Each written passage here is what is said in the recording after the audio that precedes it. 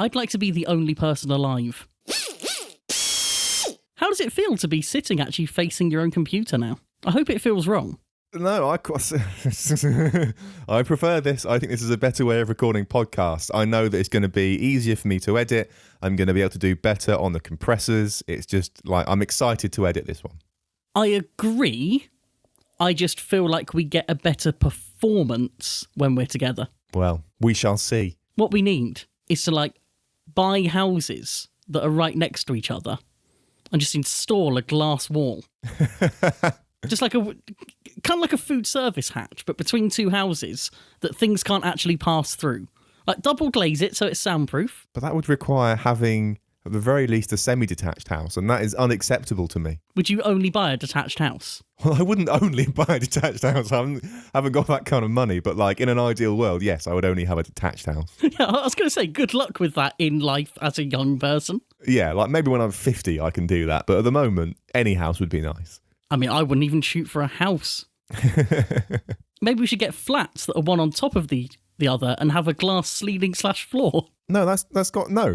The point is, I want to live somewhere that is not connected to anyone else's living arrangement.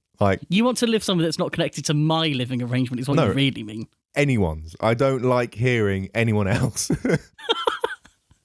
Just generally in life. Just in general, I would like to live in a quieter world. Then why do you put so much noise into the world in the form of a podcast? You're part of the problem now. Well, no, I'm not part. How is that part of the problem? People don't have to live. It's not like I'm forced to go into people's houses and playing it really loudly through their walls. You must listen to this. That's the only way I market this podcast. But no, if you wanted more silence in the world, you just wouldn't talk. Although, to be fair, I think this podcast would be fairly similar if you didn't talk and I just kept ranting at you. It certainly wouldn't be any shorter. If anything, probably longer. We should start with follow-up. And our main follow-up this time is just to clarify how we're going to handle BattleBots going forwards. When Ryan and I were planning the last episode, Ryan very correctly said, we should explain to the people how we're going to do this. And I said, no, we don't need to. And for that, I'm sorry. We should have done this last time, but we're going to do it now. We're not going to talk about every fight in BattleBots. When we do that, it makes everything about watching BattleBots and then recording this podcast a bit more of a chore.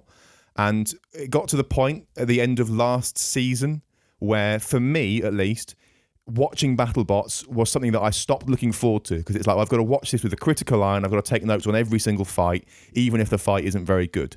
And that is not fun. I don't want watching BattleBots to stop being fun, and I don't want making Spinnerproof to stop being fun. So we need to make the changes that we need to make to keep this fun, and one of those changes is giving ourselves permission to not talk about every fight. And so we're not going to do it. We're just going to talk about the fights that interest us, basically.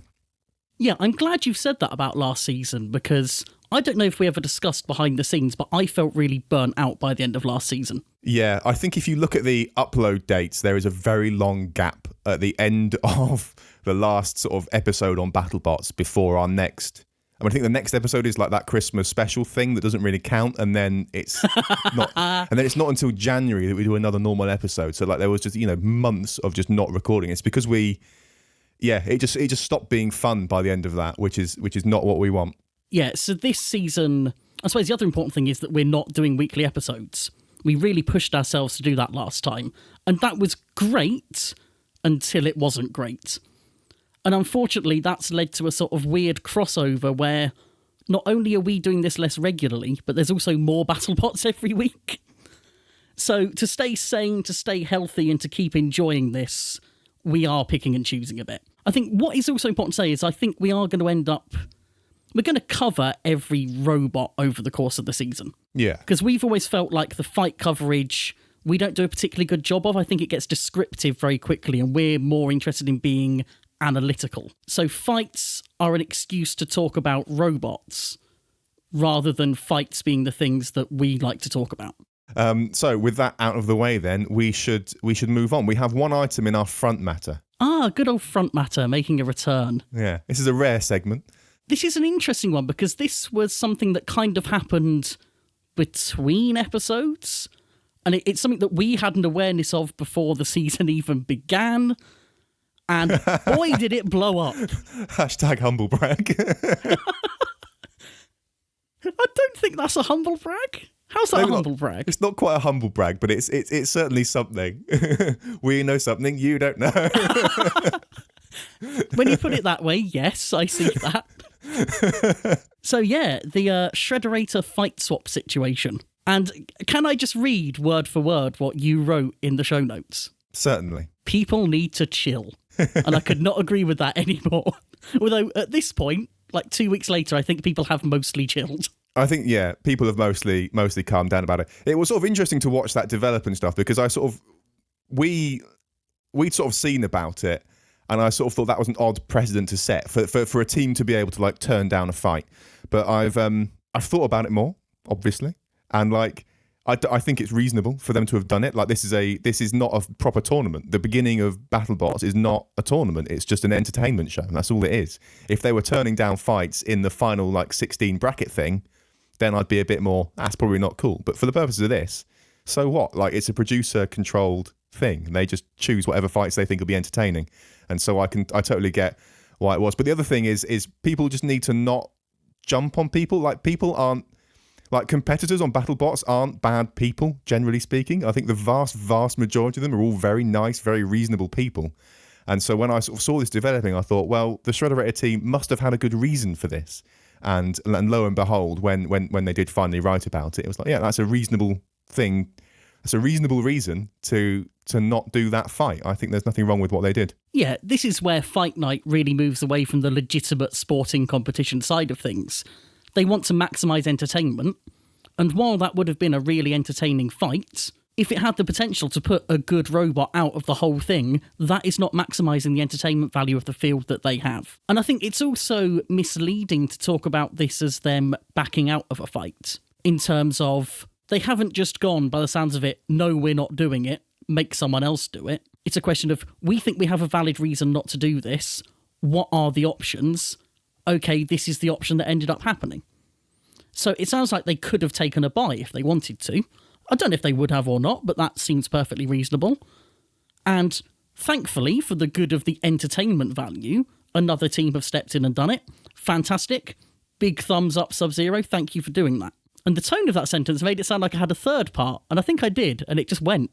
Classic Ryan. The only issue I see with the whole thing is just the way it came out. The post that the Sub-Zero team made, and I think they must acknowledge this by the fact it was then deleted, was quite combative. And I don't think it was necessarily meant to be like that. I think a lot of it was trying to be a sort of bit self-deprecating and a bit, haha, what a silly thing to do, taking this fight on. Yeah, I don't know. Like I said, I think people, the problem with online communication is it's all in text and you lose everything about the delivery and all that kind of stuff. So this could have been meant in so many different ways, and people have obviously read it in one particular way, and I don't know, just calm down, just it doesn't matter. It's fine. Mean, I feel like I personally can't say that because I was the first to jump on board what a hilarious joke this situation could be. I probably did a small amount of pot stirring just by making jokes. Yeah. The one thing that I really take away from this situation is that it's a shame that the Sub-Zero team had to be the people pointing out that they took that fight on voluntarily. Why did they have to? No one had to say that. No, but I think they felt the need to because, and this is a general frustration with fandom of anything, they were getting a lot of, haha, what a rubbish robot. And I can completely understand why you'd want to go, whoa, hang on, actually, we did our best in that. We didn't have to do that. We did that for your entertainment. Yeah, but that's true of every single fight. I get what you're saying, but it is true of every single fight. No one has to be there. Like, they could all just be like, I don't want to fight my robot this year. Like, there's no... Whenever you go to one of these events, you're going there running the risk of fighting a robot that's going to tear your robot in half. That's just the nature of the sport. Absolutely, but I can understand why that would feel different in this specific circumstance. Yeah. I get what you're saying. I think that sort of like talking about anything behind the scenes is just kind of a fraught issue. It's very hard to do that in a way that doesn't sound like, well, it depends what it is you're talking about, I guess. But for this kind of situation, I think it's very hard to address it in a way that doesn't sound like you're blaming someone else or making excuses or something like that. or trying to, start some kind of drama, which I don't think anyone here was trying to do, other than the audience. It's definitely a lesson in just using social media a little bit more effectively for teams, which is something that this season in particular, I think is going to prove super important, because we do seem to have, certainly just by the activity on the Facebook groups, we seem to have a lot of new people coming into this season. And I think teams are going to become more and more interested in sort of controlling their own narrative, if that isn't a horribly media way of putting this. That is a very media way of putting it, but I think it is very true as well, yeah. I suppose it isn't as bad as everything that we had around the quantum fight, at least. It was a slightly more informed discussion than that, although only slightly. Only slightly. Well, we should move on then, I guess. I was really hoping for a talking of informed discussion. No, I'm just going to stick with we should move on. And we have some fights from BattleBots Season 4, I believe, Episode 2. And I'm going to stick with Season 4, regardless of what anyone else tells me. We're not doing nomenclature again, are we? I listened back recently to our very first episode, which, by the way, don't do. It's terrible. And we spent way too long defining what season we were on of Robot Wars. I'm sorry, did we spend a long time defining something? That's not like us at all. The good news is we've learned from that and we don't do it anymore. It's almost as if defining things is the defining characteristic of Spinnerproof. You know what else is a defining characteristic? Us making sure we say this robot name correctly. Go on then. I'll let you have this one. Oh, me, okay. So first up, we're going to talk about Son of Waiachi versus Huge.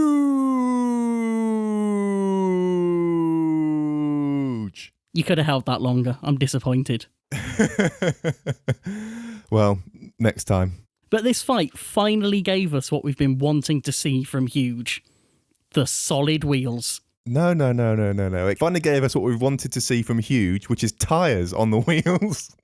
It's just ticking all the boxes. I think the first thing that needs to be said, because I've seen a lot of people saying the opposite, is that the wheels worked. I know they broke. Everything breaks against Son of Waiachi eventually. They worked because they took a lot of hits before breaking. All armour ever does is let you take more hits than you would without it. But did they work, though? Because they still broke. And I thought these wheels were designed to not break at all. Oh yeah, sorry, they were actually designed to be completely invincible. They are going to outlive the universe. To be clear, are you doing that to be contrary, or were you actually disappointed by the performance of the wheels? I'm partly being contrary, but like I do wonder how much difference they made. Like I'd be like, if we could do like an alternate universe where exactly the same fight happens, except Huge has the bigger wheels, I'd just be curious to know how much longer did the solid ones last as compared to exactly the same fight with the bigger wheels. Like, because at the kind of energies that Son of Waiachi has, it's just like, does it matter in any way? We don't need an alternate universe. All we need is for them to run one wheel on one side and the other on the other.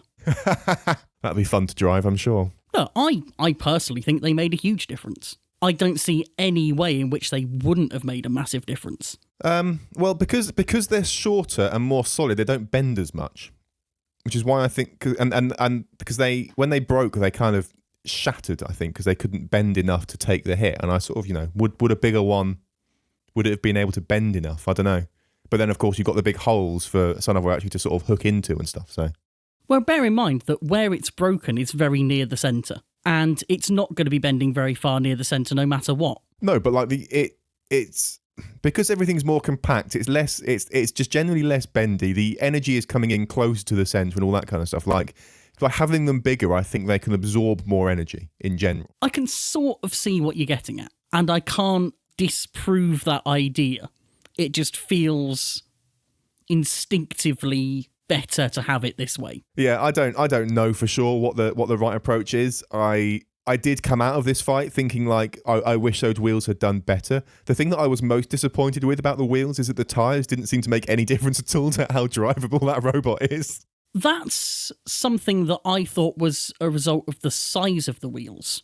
I think they went in without changing the gearing, but with significantly different size wheels, which made them quite sluggish. I think having grip gave them the fine control they needed to make sure that they took the best possible hits. to sort of make sure that they were always leading in with a bit of wheel first. Because if they were still slip-sliding around like the Huge of old, you feel like they would have had very little control about the hits they took. Yeah, I mean, they were still sliding. It's interesting because although they've got bits of tyre on the wheels, but it's like 50% coverage over the whole wheel, I think. So I don't know, it's just very interesting, those wheels and those tyres, and it wasn't. I don't think it was a particularly noticeable difference in the way that thing drove. I don't feel like they were in any more or less control over that robot than they are normally. I think they were certainly in more control than they would have been without the tyres full stop. Maybe. I mean, the thing is, because Huge has always been, well, in my mind, Huge has always been quite slow to move around and sort of challenging to turn and stuff. And so that all looked the same to me. And I sort of have to wonder, like, did the fact that you've got grip, no grip, grip, no grip, grip, no grip, did that make it harder to drive? Did that make it turn in a weird way? And did that alternation sort of offset all the benefit of having the rubber on there in the first place? Would it have been better with no tyres, is what I'm asking. The way I've been viewing it is that they gained defence without losing mobility. Their mobility stayed roughly the same, but they've got the benefit of much better armour from the wheels. That's the only way I've really been looking at it. Tyres, no tyres, instinctively to me, tyres must always be better, but you're not making a bad point. Yeah, I'd have to try drive it, I think, or of course get one of the team to tell us. Does having half tyres make it harder or better? I mean, my question is more, and I realise the irony of this statement, but if they had weight for half tyres, how hard would it have been to make weight for full tyres? He says with the Thwackbot with no tyres. Yeah, we could have fit tyres on our robot, which is just using the save weight somewhere else, Ryan. It's easy. I mean, I'd like to think that saving weight on a heavy is easier than saving weight on an ant. That's my excuse, and I'm sticking with it. I don't know, man. I have a feeling that it's a nightmare no matter what weight class you do it at. To be fair, if there's one thing we now know, every part of building a robot is hard. Especially the bits you don't think are hard. Yes. Come on, Ryan. New era of Spinnerproof. The kind and thoughtful era. The way the wheels failed was probably my favourite part of the whole fight. Because when we saw Gabriel versus Carbide, we saw the wheels being sort of torn and sliced. And we saw very clearly that thin blade kind of pushing them out of the way. Mm-hmm. But the impacts from Son of Waiachi, I don't think I've ever appreciated until now just how unusual they are. Having those big square impactors coming in as opposed to a bar seems to make a massive difference. Yeah, I do think that they have more energy in that weapon. I'm going to repeat myself here. I do think that the fact that the wheels shattered rather than tore is a function of the fact that they are shorter and thicker, or like smaller and thicker than the wheels that Gabriel has. I think it's more a function of the thing that's hitting them. I think everything contributes to this. But I think if you put Son of Waiachi against Gabriel, I think the wheels would not shatter in the same way. They might not even shatter at all. They might tear in the same way that they did against Carbide, against Son of Waiachi, because they are thinner and more flexible, and like the impact point is further away from the center of the wheel, which is the least flexible bit of it, and all that kind of stuff. Whereas because like Huge's wheels are much thicker, if you think about when you bend a thicker material, like the difference in the distance between the inside of the bend and the outside of the bend is much bigger. So I think it bends less, and I think it's quicker to get to a failure point where it sort of shatters along that line rather than being torn by the weapon going through it like a knife, you know? Part of my assumption with all of this is that Son of Waiachi is going to be doing more damage to the outer face of that wheel, because it's got those almost sort of 4 points on each impactor. I imagine that when they go in, they do damage that surface. And I've been assuming that cumulative damage was part of the failure. Yeah, I don't know. I mean, we haven't had a close enough look at the things, but yeah, I mean, those impactors definitely make their own bite point into the plastic. Like, they're definitely going to be carving chunks out of that plastic and sort of like biting into it that way to sort of fling huge around and stuff like that. I also wonder how much of it is just the fact that Son of Waiachi is incredibly powerful. I've often been a bit about Son of Waiachi, But if anything, them doing that to that wheel has impressed me more than the damage they've done to anyone else's armour. You have strange, measures for these things, I think. I think I'm just a big fan of plastic. Basically, that's what it is. I really like plastic. You should go and get a degree in plastic. Plasticology. Yeah, it's the perfect degree. Very useful. You'd be able to build some amazing combat robots. You mean I can't already? But entirely out of plastic, A plastic brushless motor. I was going to say, plastic armatures, plastic magnets, everything. Yeah, it's the kind of knowledge that only a degree in plastics can give you. Sorry, plasticology can give you. So I'd have the kind of robot that I could sneak through customs. Sneak through airport security, even. Oh, God. Oh, no. I mean, yes, I suppose you would, which is a bit terrifying. Work my way onto another watch list now via this podcast. Thanks for that. You are welcome. What did you make of the idea of Huge running the weapon backwards? Oh, what, to go over the top of it? I don't know, really. I wouldn't have thought they needed much help in driving over another robot anyway, but I suppose they're more likely to hit the mechanism at the top of Son of Waiachi doing that, aren't they? That's what they were aiming to do, and that's what they succeeded in doing as well. Did they win? They took out one of the sort of red crossbars.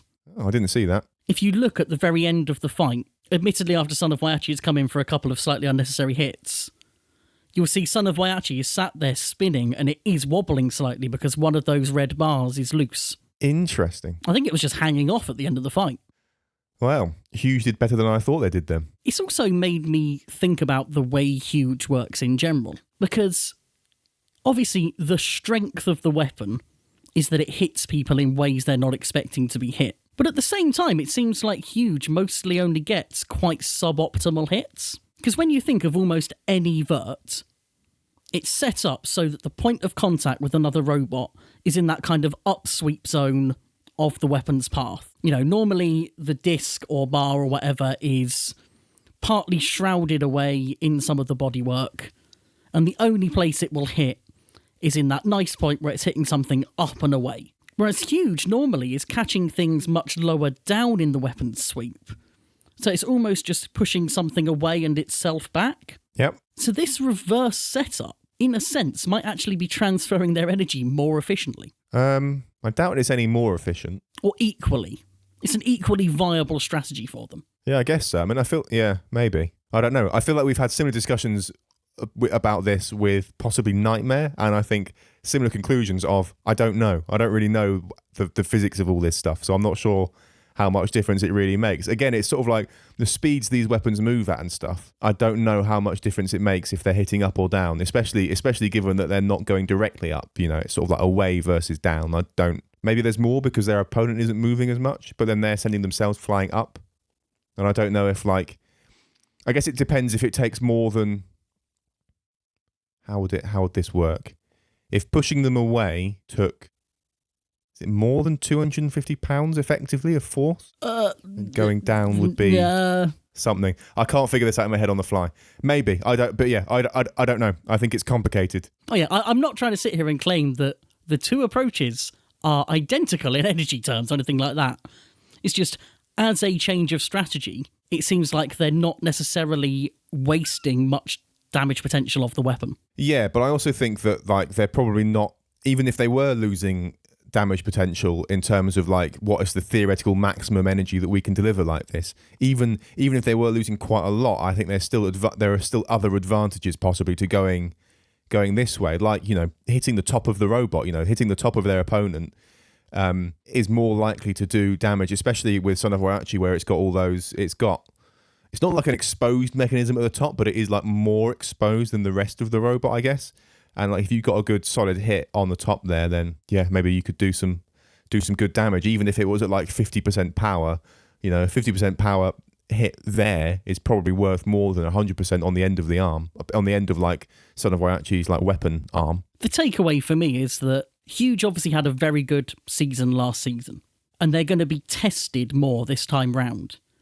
So seeing them coming in with some new changes of strategy, some new changes of hardware, gives me hope that they can repeat the success they had last season. Yeah. Because while people are more used to the idea of fighting them, there's still going to be a lot of new problems for people to solve. Well, best of luck to them. And I still don't really like Son of Waiachi. Just doesn't get me excited. I don't know why. I never get excited about seeing it. It's clearly super powerful. It very rarely has boring fights. And yet there's just something about it that makes you just go, yeah, spinny thing. Good job. Well, I quite like Son of Boyarchi. I think it's grown on me over time. I think the team have definitely grown on me, especially now that they've come in with Hydra and Falcon, which we'll be talking about later.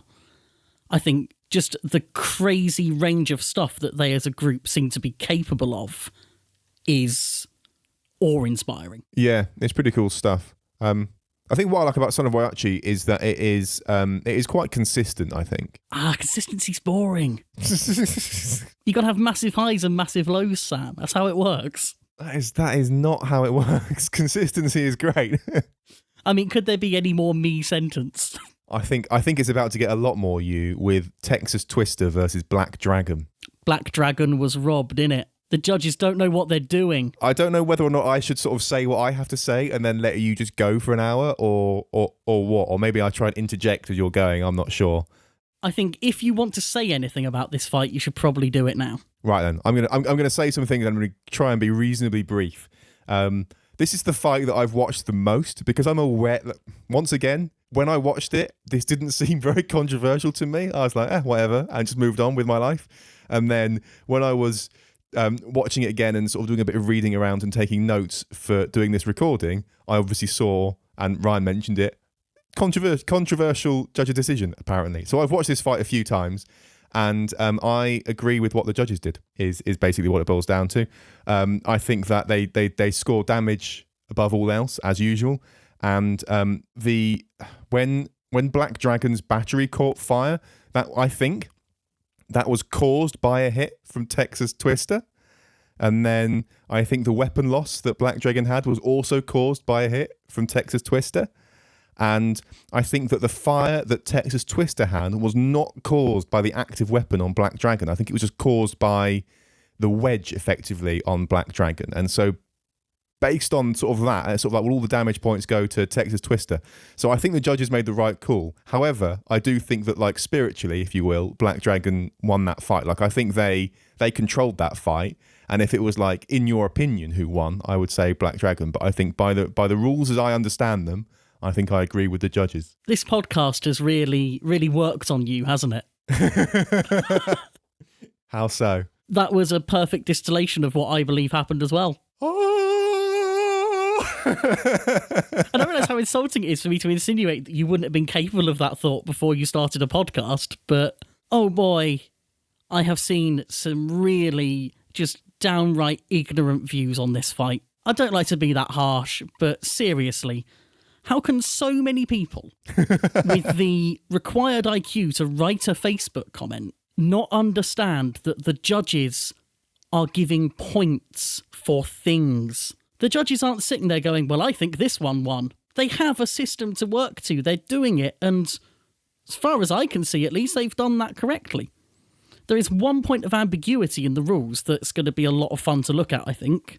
But yeah, I think they've completely nailed it on this one. I think in terms of like how people online comment about this, I think it's not helped by the lack of broadcast information about how the judging works. Very true. Very true. Like, I think I made this point last time and I'll make it again now. If it's not broadcast on the main like television show, it might as well not exist. And I think this goes for like the difference between the Discovery version and the Science Channel version. I think anything that happens only on the Science Channel thing may as well not exist. And yeah, so like if they don't talk about how the judging works on air, no one knows. We kind of went through this last time as well with Quantum of, do they want people to understand? Do they prefer this? And something very interesting that came up was a conversation, I think it was on Facebook, where one of the guys, I don't know if it was, I don't know who actually runs or comments on the BattleBots Facebook account. It's weird. They talk like a person from a like corporate account, and that always really weirds me out. But they were saying that the show itself is made by a production company. Mm-hmm. BattleBots as an entity runs the event. A production company then turns that event into a TV show. And BattleBots as a group have repeatedly said, here are the judges' scorecards, please show them as part of the broadcast.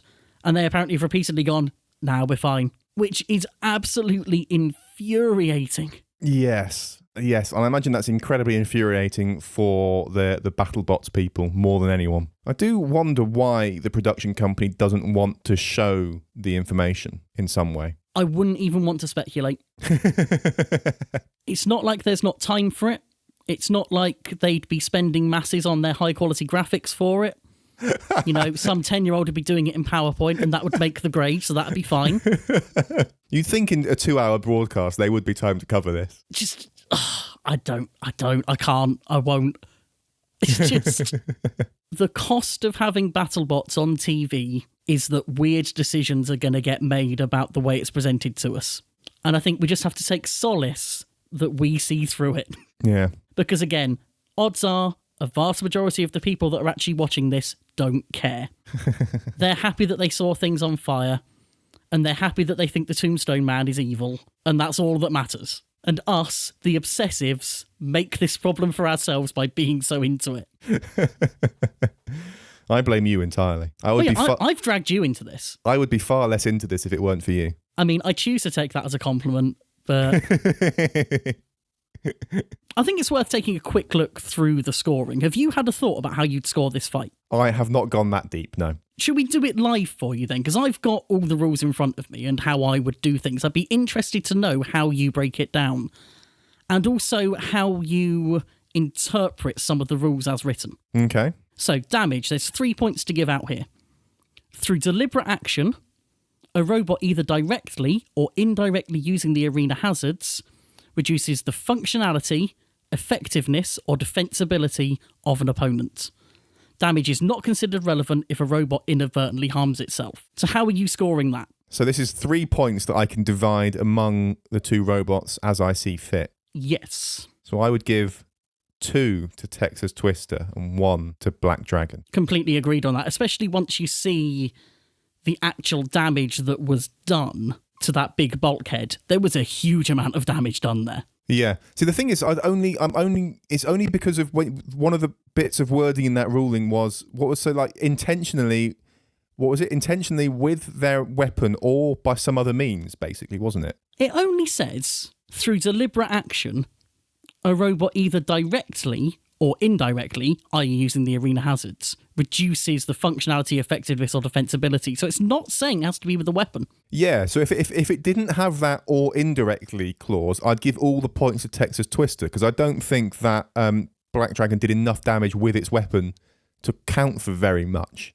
We've got a problem here where it didn't do no damage, I don't think, but as compared to the damage it took from Texas Twister, I think Texas Twister should get all the points, but because it's got that, because the rule includes that or indirectly clause, I think that Black Dragon definitely qualifies for that with the damage that it did to Texas Twister. So yeah, 2-1.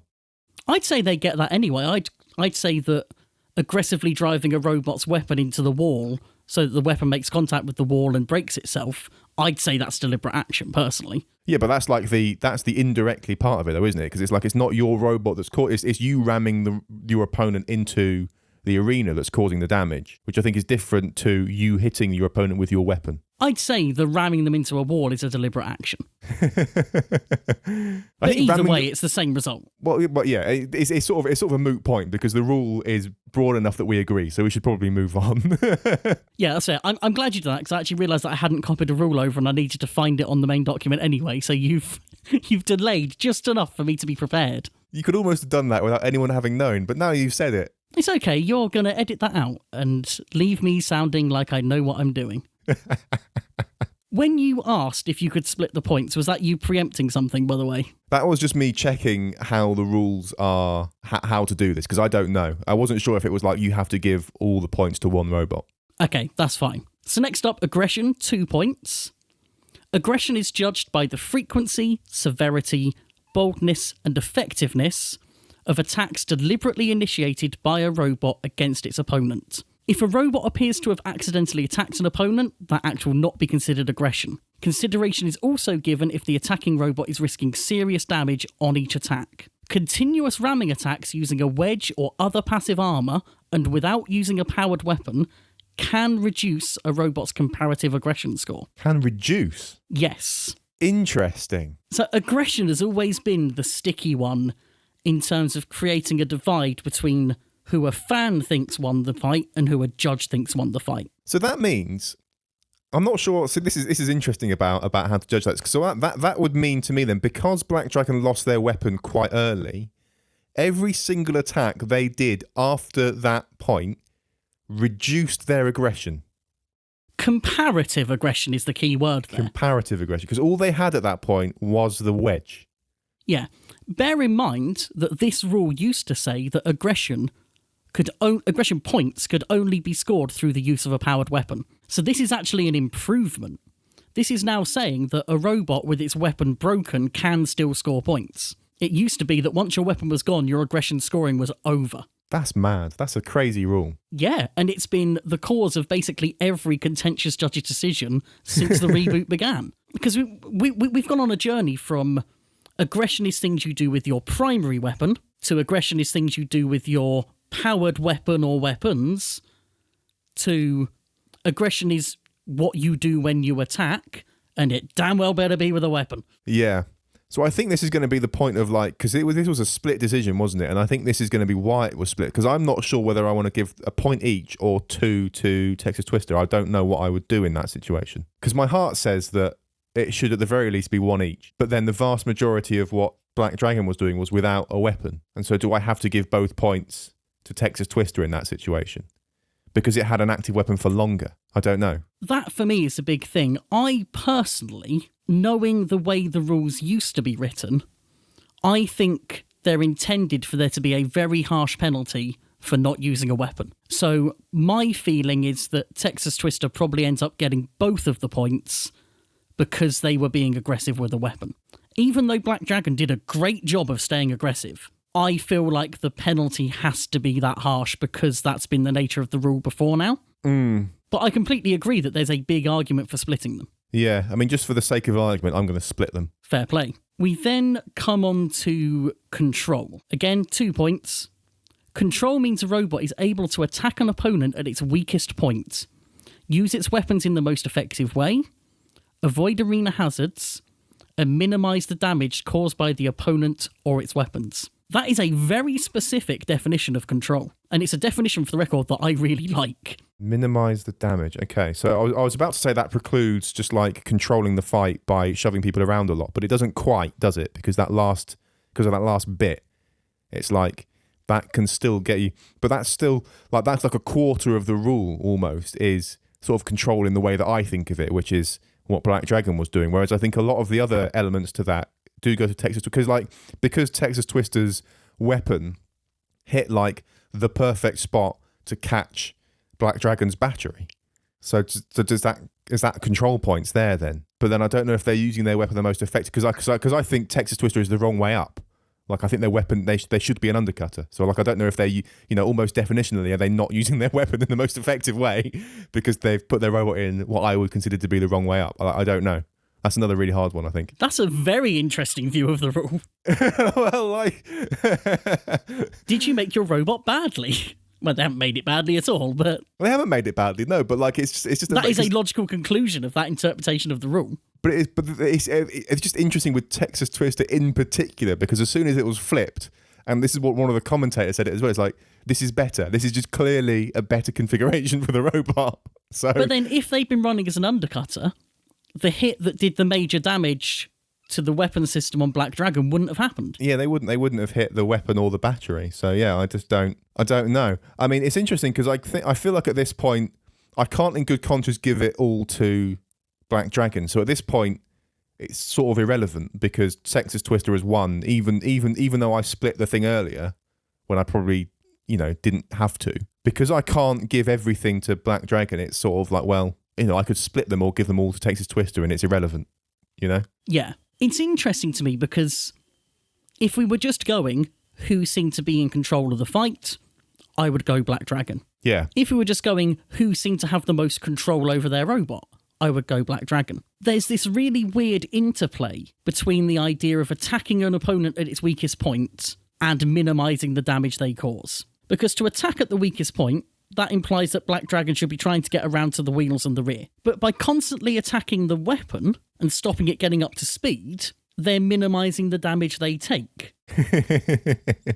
So it almost feels like they kind of can't have it all. But I would happily go as far as saying that Black Dragon have both the control points. I don't think I don't think you could give them both. I think the best you could do is split down the middle again. The only thing that Texas Twister is doing to gain control points, and it is a valid thing, is keeping the weapon facing them. And hitting critical areas of their opponent. But have they done that by attacking them? Or have they done that by Black Dragon driving at them and catching that part? I mean, I'd have to sit and rewatch the fight again, which I'm not going to do right now. But I mean, I would make the argument that yes, they were attacking, but like based on my memory of the fight. Yeah. Well, fair enough. So far, you've given it to Texas Twister, haven't you? Yeah. So yeah, it was 2-1, 1-1, and then either 1-1 or 2-0 to Texas Twister, depending. Yeah. And I've gone 2-1 on damage to Texas Twister. I'm saying all of the aggression goes to them, but I would understand splitting it. I'm saying all of the control goes to Black Dragon, but I would understand splitting it. Okay. This is where I ask if you were preempting something, because it seems quite ambiguous whether or not the points for aggression and control can be split. Ah, okay. So the way it's written in the rules is that for each of the above criteria, so damage, aggression, control, judges assign points to one robot or the other. And then it specifies damage points can be allocated to both robots if the judge determines that both robots have differing degrees of damage. Ah, see, that seems very clear to me that you can only split damage points. I'd say that as well. And then when they give an example, they go, a judge might give 2 damage points and both control points to the red square robot, but 1 damage point and both aggression points to the blue square robot. So in their example, they haven't split anything but damage. Yeah, okay. The issue is that Jason Bardis, one of the judges, posted some kind of redacted versions of judges' scorecards, which seem to be splitting both of these things. So we're left with absolutely no idea what's actually happening. Well, by the rules as you've just read them, I think that what you have done is the most correct thing, because you've not split the two things that shouldn't be split. So if we all we can do is take what's written as the truth, and I'm going to say that the judges, if that little leaked thing of the scorecard is accurate, I think that the judges are doing the wrong thing. It would be interesting to see if that was the case. Would BattleBots then just go, oh, fine, keep splitting them for continuity? Or do they go, we need to write this rule so it's better, but from now on, you don't split them? I don't know. I mean, they can't change it mid-season, as usual, but like if they wanted to change it next season, then one or the other is fine by me. I don't mind splitting it, and I don't think I mind splitting it. I think I'd rather that they split it. Let me try and be a bit more clear. I would rather that they let all 3 categories be split than to enforce the rule as it's currently written. So I'd rather they change the rule slightly. But if they want to enforce the rule as is currently written, that's also fine. I'm okay with that. But they can't do it halfway through this season. I prefer the idea of not letting them split them, because the whole reason that it's now 3-2-2 is because they wanted to change the weighting of things. And this means that you can make damage slightly higher weight than the other things without making it double the weight of the other things. Yeah. So to me, it makes sense that you don't let the judges kind of be a bit, no, I don't know, and split loads of stuff. Because otherwise, you're just going to end up with situations where a little bit more damage wins. I like the fact you're forcing a decisive call. But I still think that this fight in particular, whichever interpretation of those rules you go with, you could very easily justify either robot winning it. It is that close. And all it comes down to, really, is your interpretation of how much penalty there is for ramming with a wedge rather than using a weapon. Just a tiny difference of opinion on how much of a penalty that should be can completely change your winner of this fight. Yeah. The other interesting thing that stood out to me as we've been looking through this is that every single rule is around the weapon. Like, everything about the way those rules are constructed is like, you cannot come here with just a wedge. Like, just everything.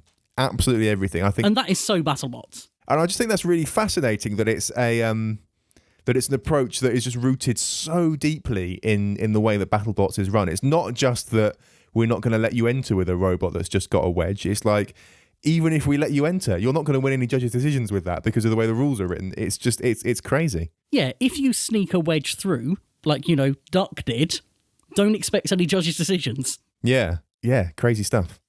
Overall, I think they have got a really good balance with the rules to encourage and incentivize exciting, damaging weapons. I think they've done exactly what they want to. The only thing that I would like to see changed is clarity. Make sure that we know for sure whether you can split the points. Let us know precisely how you will be penalised if your weapon goes out. I wonder how much of this is stuff that like the Roboteers do know, but no one, it's just not ever worth talking about publicly. I don't know. I don't think they need to make it like that kind of level of stuff explicit on the show, though. Like, I don't think they need to have a presenter explaining this kind of stuff. Oh, no. But they should, I think at the very least, they should throw up the graphic so that people can infer it. The people that care can infer from the graphic what's going on, I think that should be the bare minimum of what they do. Yeah, I think most of this is now coming from my point of view as a competitor.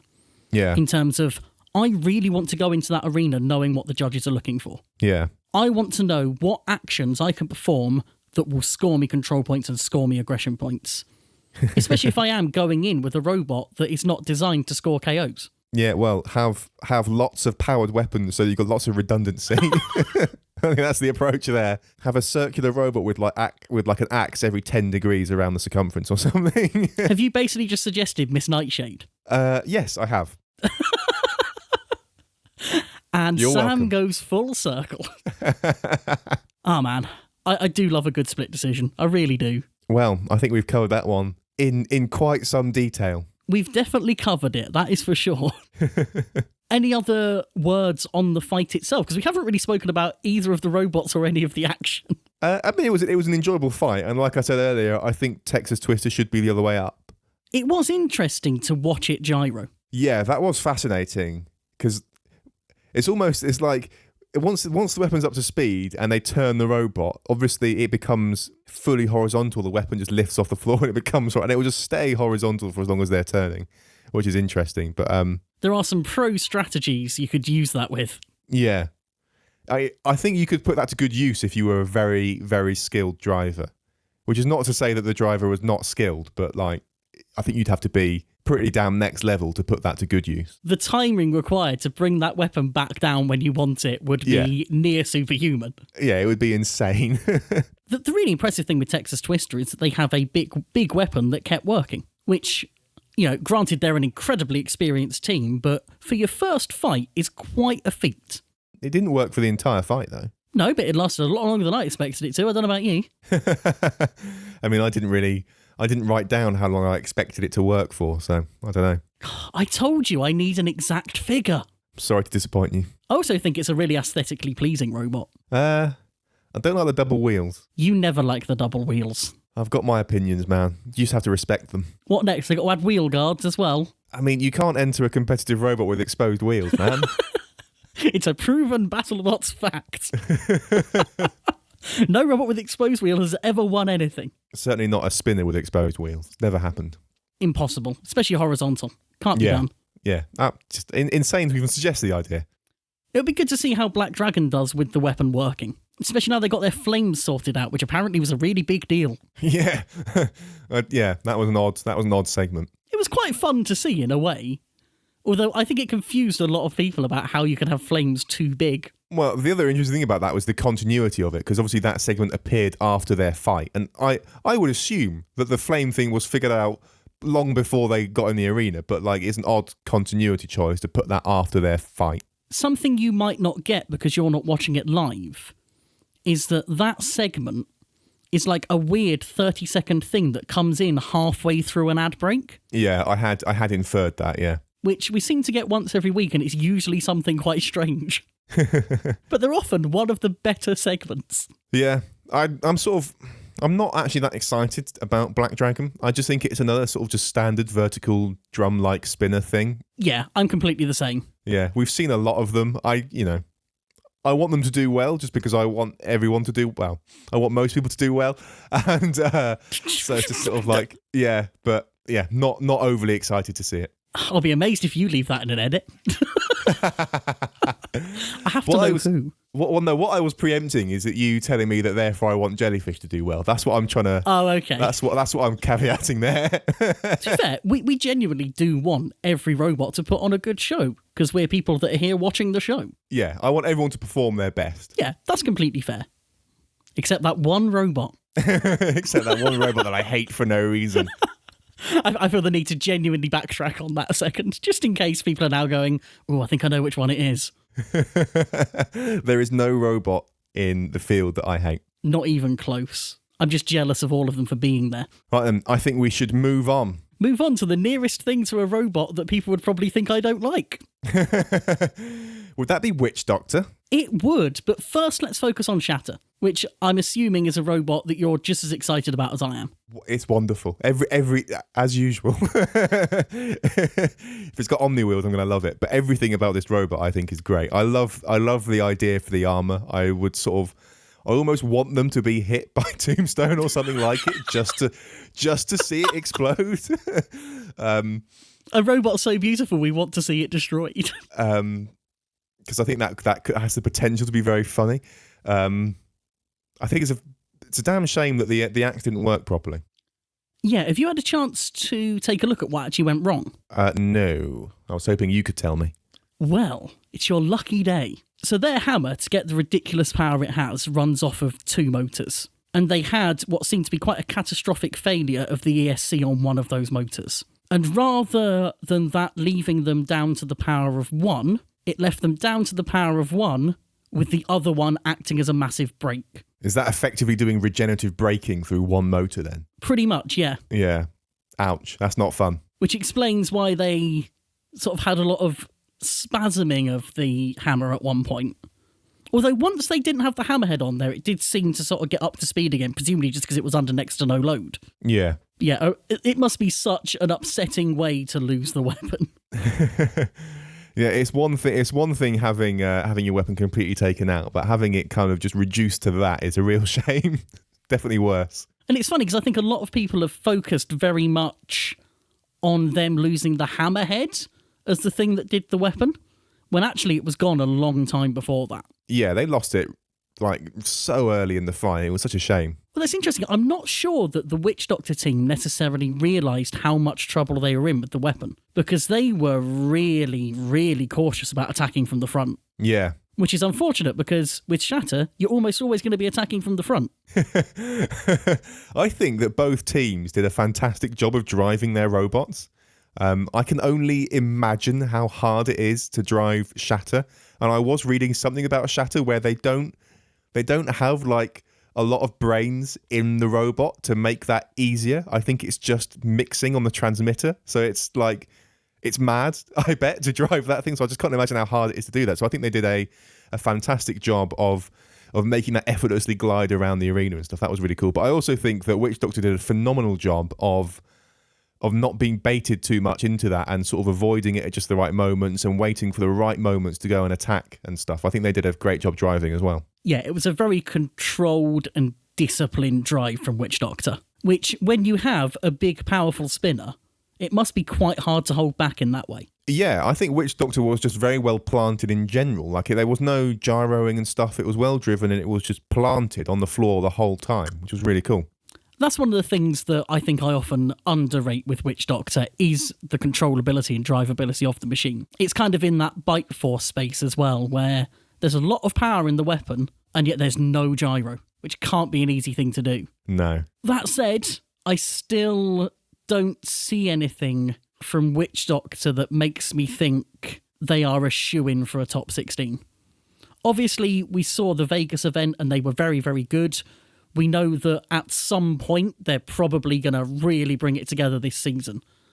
But I don't know if that's going to come early enough for them, because this was another shaky performance from the robot itself. I think the thing is that Witch Doctor have presumably been around in BattleBots for a long time, and there's a good story there as well, and which they were really leaning on with the two of them getting married and stuff.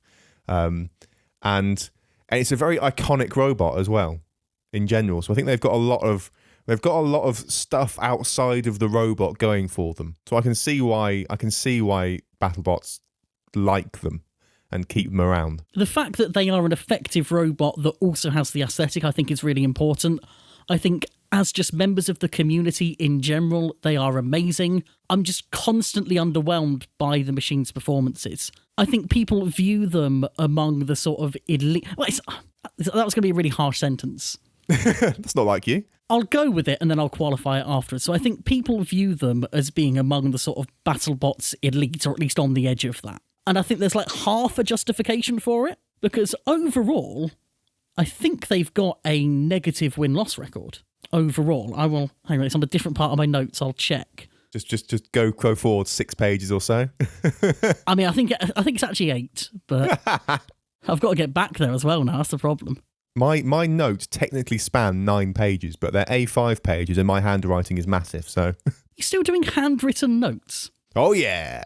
So I make it 5 wins and 7 losses so far. Wow. And it's really difficult because so many of their wins are against really soft targets. So you look at Ultimo Destructo, Overdrive, the first version of it, the lifter, Rotator before they'd really got that working, Overhaul, which I love, but again, record-wise, most people have beaten it.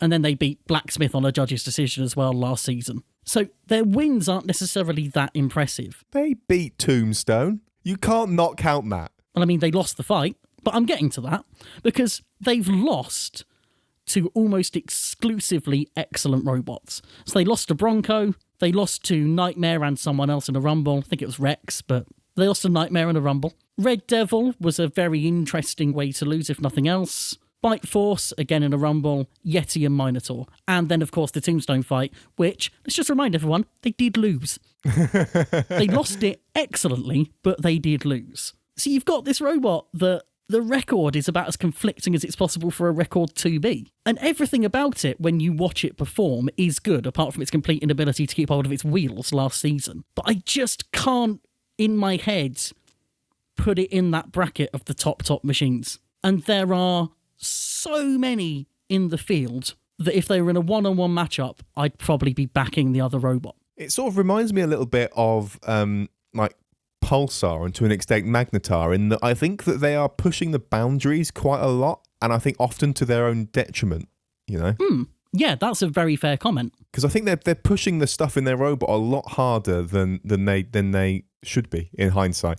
But I just think they're pushing their robot very hard, and yeah, it doesn't that gamble doesn't pay off as often as they'd like it to, I suspect. Although when it does, as we saw with the Vegas event, it works quite spectacularly. Yeah, I think that's the thing. I think that's another reason maybe why it's a fan favorite, because it's like, this could be amazing. Like this has a chance. I was going to say 50-50, but I guess statistically slightly less than 50-50 chance of being a sort of a really good showing from it. It's just occurred to me that that's what you meant by they beat Tombstone. I'd not accounted for that, because the notes I was reading were Retuncti notes, which take place before that canonically happens. So yeah, I suppose technically at this point they've now got a positive win record, I suppose, which is good and totally doesn't hurt my point from earlier. I'm so confused now, like, because I can't remember the live thing very well, so I'm just obviously trusting that you're right. So in the Vegas live event, Witch Doctor beat Tombstone, right? I'm now doubting myself, but yes. Tombstone ended that fight without a wheel, for Pete's sake. Like, I don't care what the judges may have said about that. As far as I'm concerned, Witch Doctor won. For the record, I was talking about the fight in season 1, I think it was, wasn't it? Season 1, I don't know. I've never seen season 1, so it doesn't count. The fight where Witch Doctor fought Tombstone, it went a few hits, and then in one hit, Tombstone's bar literally broke in half, but Witch Doctor got stuck on its face at the same time. Please tell me you've seen this fight before, Sam. I mean, there's a strong possibility that I haven't. You've got some homework to do, because that is a genuine classic. There is always homework to do. Just checking there's a version available in the UK of this. You think geo restrictions affect me? You're a law-abiding citizen. Oh, yes. Sorry, yes. If a website tells me that content is not available in the UK, then I obviously just completely respect that and don't do anything to circumvent it. The reason it's been a couple of weeks since we did an episode, we've had to fly out to the US and back. Yeah, it really that's the thing that's a real chore there. It's really, jet lag is hard to do, and trying to fit that in around my job and stuff. It's it's a nightmare. I mean, it's fine because all you do is type for a living. You can do that on a plane. I wonder how much of my job I could do from a plane. Probably not as much as you think. I just love that as a general question. I think it would very much depend on the specific project I was working on at the time, but it would either be not as much as you think in the best case, or absolutely nothing in the worst case. To be clear, can you now get internet on planes? I think so. Then you're fine. Well, it all depends, really, doesn't it, on how quick the internet is and how long I'm willing to wait for a simple question to be answered. I mean, it isn't like you need to go and get the special programming keyboard at different times. It's like, oh, I'm switching to a different language. I'll go get my specialised keyboard. I mean... Everything you're doing is just your skills and communication. The thing is, to do programming, you need to have a lot of knowledge about the system that you're working in. And I don't have my memory is not good enough to hold everything that I need to know in my head. But if you have internet access, that's fine. It might be slow, but you'd still do it. So this is the other thing, right? Where if it's really slow, then that causes a problem as well, because you've got this is probably a more of a Sam problem than a general programmer problem, but short attention span. I mean, what isn't? Short attention span here. If I have to wait more than 5 seconds for the website to load, I've forgotten what I'm looking up. It's just got to be there immediately. You would learn and adapt. It isn't like being a surgeon where you literally need a theatre. It isn't like being an actor where you literally need a theatre. Oh dear. Is this a BattleBots podcast? I can't remember. This is a BattleBots podcast. Who knew? Should we count it out for the third time, or should we move on? Should we what? That's a bad segue. Were you making a fun joke? I was making a joke about how often the ref was being like, I'm going to count you out. I'm going to start counting you out now. Brace yourself. I'm going to count you out to Witch Doctor constantly. Witch Doctor? Yeah, I think so. No, not Witch. Who was it? What? One of the robots. It was Witch Doctor, yes. Yeah. Another thing that some people got upset about, because apparently they timed it and it was more than 20 seconds. It's a conspiracy. I mean, clearly the producers wanted Shatter to win. Wait, no, that's the opposite. What am I talking... I should be on board with this conspiracy. This is basically what I was saying about the top 16 last year. Shatter was robbed. Yeah, I'm on board with this. Oh, dear. I suppose the last thing for me to say on this fight is plastic is good. Everyone should build their robots out of plastic. Although, Shatter is ridiculous. Not only have they got that up to 3 inches of UHMW, they've then got 1/2-inch titanium beneath it. How? How? So I don't understand inches, so I had to get a ruler to see how thick 3 inches is, and oh my god, that is a lot of plastic. Look here, you. You know how that sentence was intended, and that's what makes it funnier. Curse you. But yes, 3 inches is quite a lot. 1/2 inch is also quite a lot in titanium terms. Yeah, it's ridiculously well armoured. It's only because the issues that they have had with this design in general, so as Mega Melvin, as Blue, have really been internal robustness and just getting hit on the side. And this fight does nothing to say that they've solved the sort of internal robustness issues. But they took some pretty big hits to the side, and the plastic just ate that up. So again, to all the people that look at a robot with plastic armour and go, oh, that'll never work, here's yet more proof. Plastic is the ultimate material. Everything should be plastic, especially the kind you only use once. Oh, God. I can't wait for someone to get sort of suddenly het up about the carbon footprint of BattleBots, because it can't be good. I don't really want to think about that. Shall we move on then to an extinct creature? Axe backwards. Yes. I feel like we should introduce that properly, because that was dreadful. That was dreadful. That Axe backwards versus Mammoth. Yes. A fight that I don't actually have that much to say about. So you added this to the show notes. Yeah. Which makes me think that you want to talk specifically about one of the robots, but I can't work out which one. Really? Interesting. I think there's every chance it is Axe backwards. It's Mammoth. What do you think I think of Mammoth? I think you think it's stupid and it can't win anything. I thought that about I it. think you thought that, yeah. I'm Sam, and I was wrong about Mammoth. You and animal-based robots have a checkered past. Yeah, I was not expecting Mammoth to do anything. I saw this, and as soon as I realised that when I first saw a picture of it, I didn't look at it very closely, and I just sort of assumed it was like a needlessly large spinner like Nightmare. And when I realised that it wasn't, it's just sort of this big arm for lifting things, I was like, that's insane. That will never work. And then they had what can only be described as their perfect fight and perfect win. And it was absolutely incredible. I loved it. It was glorious. I fully expected Mammoth to have its day in one of its fights. I did not think this was that fight. This looked like an almost unwinnable fight for them in terms of a shape they can't control. And they still found a way.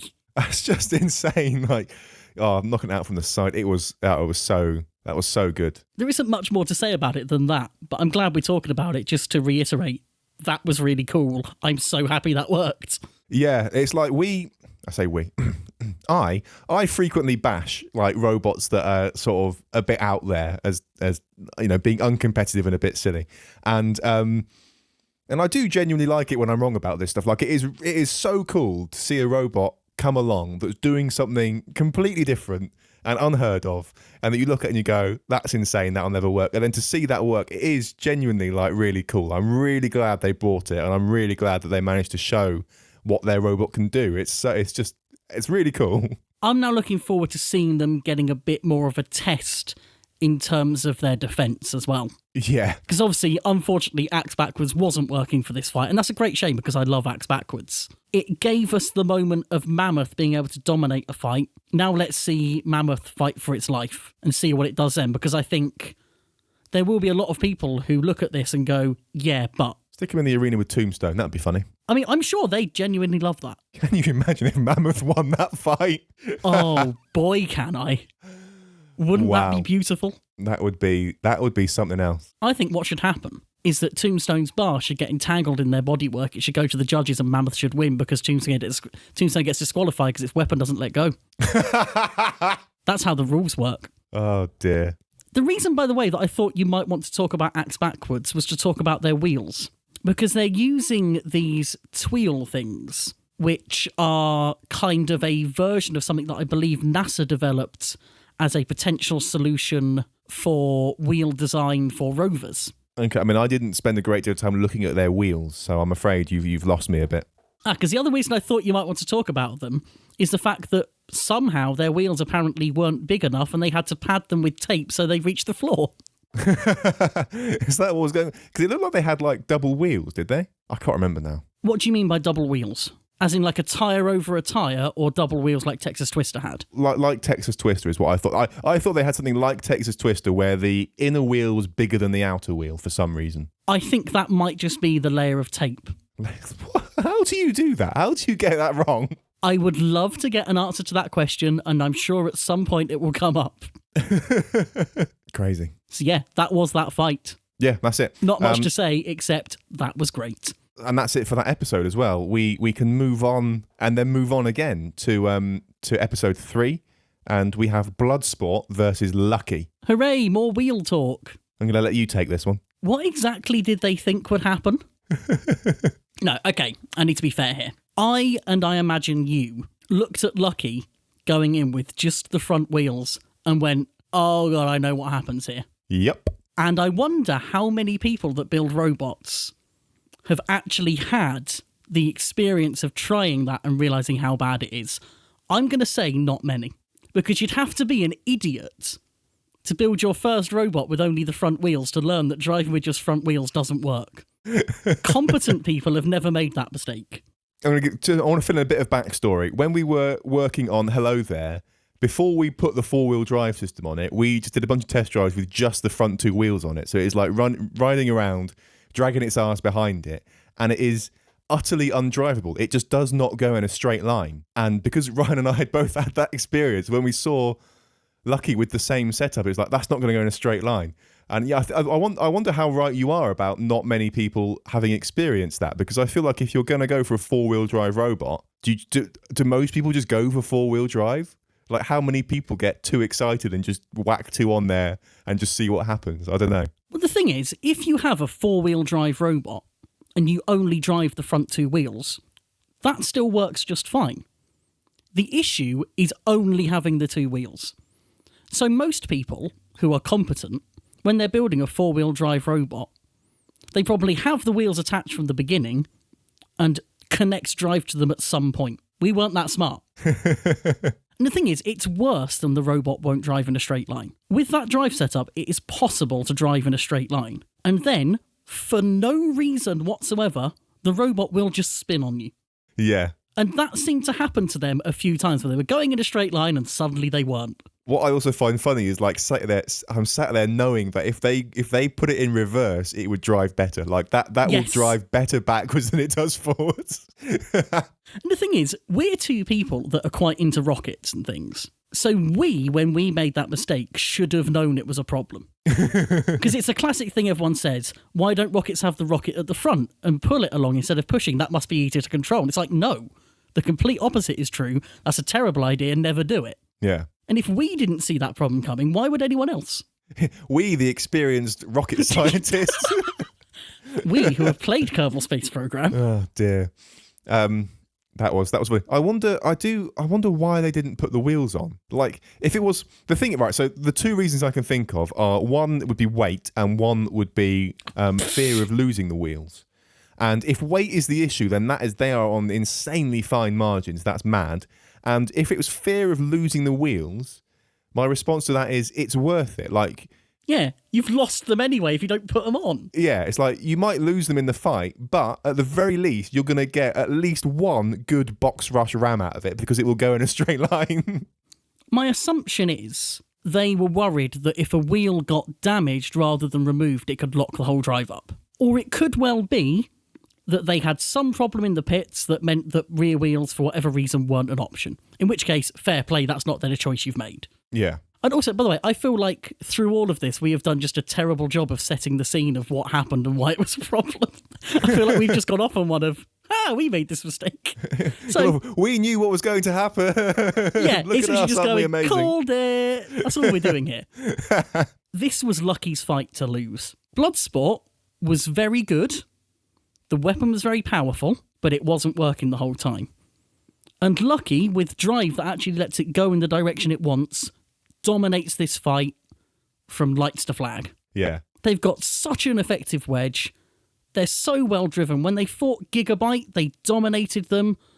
When they fought Son of Waiachi, they gave them a run for their money. This could and should have been theirs. Yeah, I agree. I mean, it is a massive shame to, like, you know, to for them not to have been able to do what their robot should do is a real shame. I think I almost want it to be because they just couldn't get the back wheels on, and I think because at least it's like, well, that's nobody's fault. But like, if it was, if they made that choice, then I mean, must be absolutely kicking themselves after that fight. That's sort of such a rubbish feeling to have, I guess. Yeah, if they didn't have any choice, I suppose they could at least go that circumstances screwed them over. Yeah. And we shouldn't take anything away from Bloodsport here. New team, well, newish team, new robot. This is a good debut to have. Yes, they've had issues with the weapon reliability, but they've showed enough power to rip the wedge off of Lucky, which takes some doing. And they've earned the win through their own action. I don't want to take that away from them. Yeah, I was really impressed with Bloodsport. Like, I think that's a remarkably stable robot for what it is. And I think if they can get that weapon reliable, I think they're definitely a robot to keep an eye on.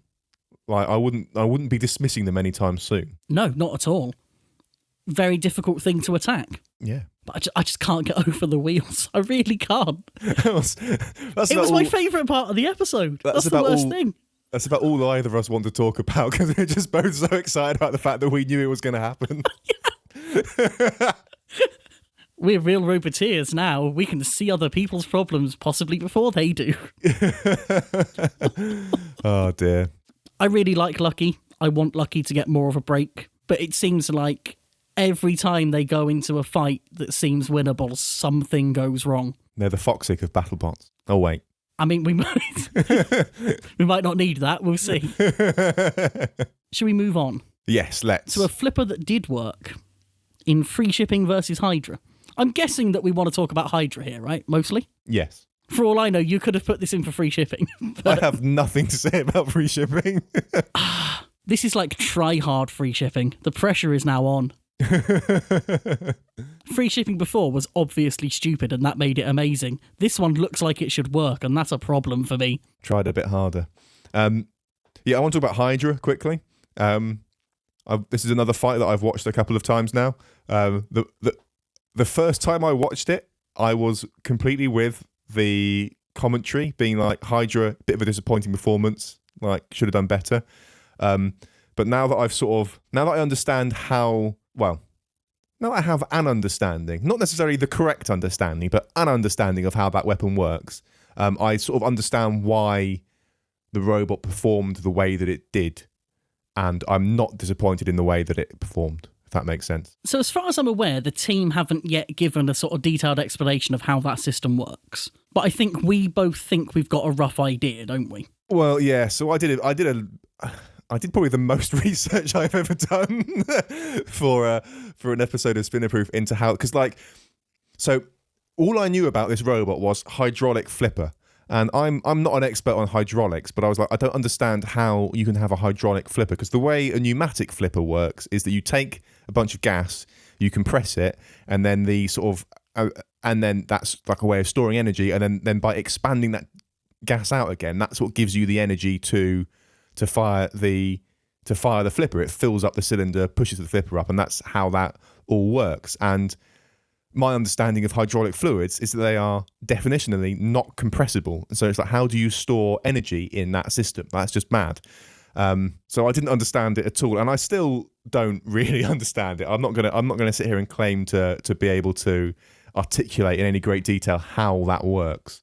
But I think I sort of get it a bit better. I think they're still using some kind of compressed gas as the energy storage system. And they've got this so this is sort of from things that Craig Danby had commented on Reddit on a few places about, he mentioned keywords like hydraulic accumulator, and that's sort of the path I went down. And the other thing that I noted is on one of the Facebook comments on Hydra's web Facebook page, or Team Waiachi's Facebook page, one of them mentioned that they can do unlimited flips, as long as the battery's charged, which means that they can recharge the flipper. So I think it's basically got a less powerful, slower pump, which can just or an air compressor basically that can compress stuff into this accumulator, and then that can hold the hydraulic system at a ridiculously high pressure, and then the accumulator sort of balances that out, because I think hydraulic fluids are kind of technically compressible, but not really. They're slightly compressible. So I think you can put them under a lot of pressure, and then if you release that pressure, I think a little bit of fluid would come out, because I think it would expand. It would expand slightly, and I think my understanding anyway is that the accumulator kind of levels that pressure, and it means that it can retain a high pressure while expelling a much larger volume of the hydraulic fluid, which is what powers the flipper. That's roughly my understanding. I get what you're getting at. I think you've got some slightly shaky ground on some of that.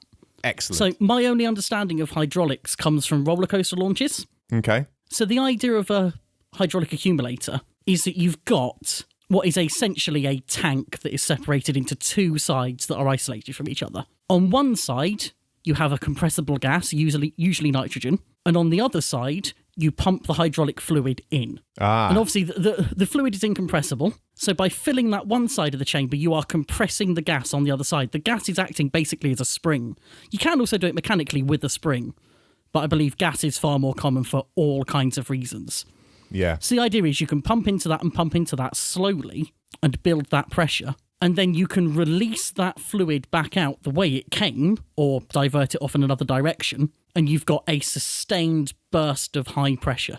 Yeah. So for a roller coaster launch, that then goes through a hydraulic motor where the fluid is used to spin a turbine that spins a shaft that spools up a sort of spool of cable and pulls a big heavy roller coaster train with it. And the advantage is that you get very intense acceleration and you get fairly well sustained acceleration, which LIM or LSM systems don't provide. So that's why that's used on roller coasters. What I don't understand is how well that translates to a flipper. Because for a roller coaster, you've got a very high load situation.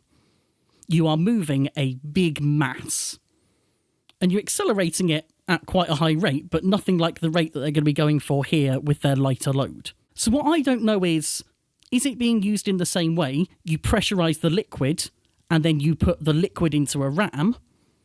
Or are they using this system as a compressor for the gas and putting the gas into the ram? That's the only thing I don't know. I'm assuming, just from having seen the ram and seen how chunky it is, I'm guessing that is hydraulic rather than pneumatic. And I imagine it also makes it easier because obviously you don't want to be venting the gas, you want to be then feeding it back in, which is probably quite difficult. Whereas taking the hydraulic fluid out of the system is a lot easier because that's still working off of the pump essentially. Yeah, I think it's the hydraulic fluid that's been used to drive the flipper, and I think your understanding of accumulators is definitely much better than mine. I want to make this very clear, Ryan. Although not necessarily perfect. It's not necessarily perfect, but what Ryan has just said is unequivocally better than the garbage I just spouted. So yes, that makes sense. I will put in the show notes a couple of videos that explain specifically how roller coaster launches work, just because they're really cool. Yeah, that makes sense that it's like a closed system of both gas and fluid, and you're sort of using the gas as a spring. That's the bit that I missed. I knew there was like gas being used to hold the pressure. It hadn't occurred to me that it was like a closed system that is forming a spring, really. I'd sort of, like I said, I assumed that it was just like pulling air in from outside. But yeah, I think what you said makes a lot more sense. I would be interested to know how viable that second model is, using hydraulics as a fairly speedy form of air compressor. It's probably not as good, or else they'd be doing it, because they know what they're doing. I think they do know what they're doing, yeah. I mean, this fight certainly made it look like they know what they're doing with the weapon. Drive maybe less so, but with the weapon... Yeah, they were a bit low to the ground, weren't they? They sort of victim of being too low and too flat on the bottom of the robot. Yeah, a lot of people already have commented on the state of the floor this season. Apparently it started quite bad, and presumably only got worse. I would imagine so. So a design like Hydra, where they've really tried to optimise their low to the groundness, I guess needed that experience of going in and struggling in order to dial it back and get to a point where they can work with the floor. Yeah. Hydra was an interesting robot as well, where they did like a more focused section behind the scenes on this robot. They did the sort of comparison between Hydra and Bronco, which I thought was interesting. It was interesting that Hydra is a lot quicker, like the actuation of the weapon is a lot faster, but Bronco can still throw things higher. And I'm sort of curious, like, what do you think the best approach here is? Do you think that Hydra's sort of like speed is a better approach here? Do you think that Hydra could optimize their flipper given a few iterations to get it to throw as high as or higher than Bronco? So a few issues here. First of all, how long it takes to open something is not a measure of how fast it is moving, because I'm fairly sure that Bronco's flipper has a longer sort of stroke on it. So I immediately wouldn't use that as a sort of thing to judge by. If you're doing it something like a hammer, it makes sense because you're going through a certain number of degrees in that time, but that's a different thing that we spent far too long trying to do. The whole test was a bit weird, because if we're going to get het up about it, which I am, we talk about a fair test and that's not necessarily it. The conditions were different. Maybe the conditions, they just said to both robots, or to both teams, if you say it to the robots, they don't hear. Maybe they said to both teams, here is a washing machine, set it up how you need in order to throw it as high as you can. Maybe that's what they did, but either way, they weren't necessarily a fully comparable thing. I think the whole thing was a really fun demonstration of here's a household thing and here's what a robot does to it. But in terms of trying to give us information on both robots, I'm not sure it was that useful. It was fun, though.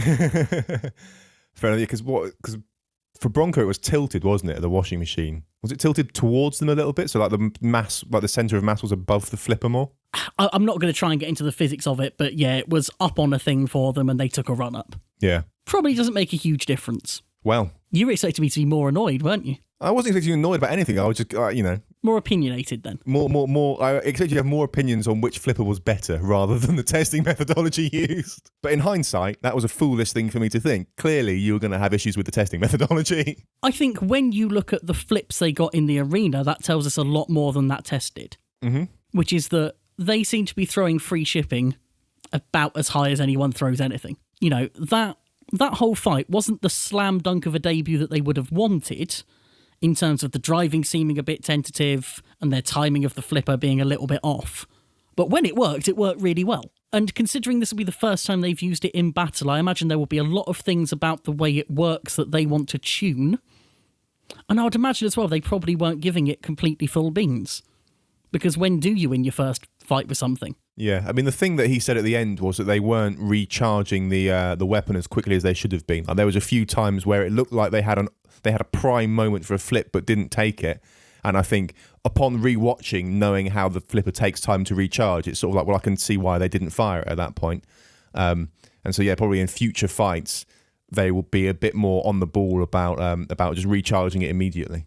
I don't know how long they can hold it at full pressure for, though. Like, I don't know, once they've charged it, is it like we've got to fire this within 30 seconds or what? I don't know.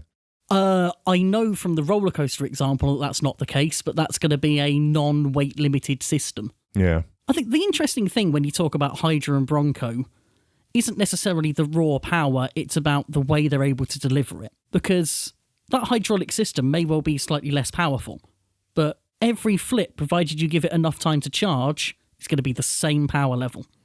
There's not going to be that drop-off throughout a fight as you run out of gas. Yeah.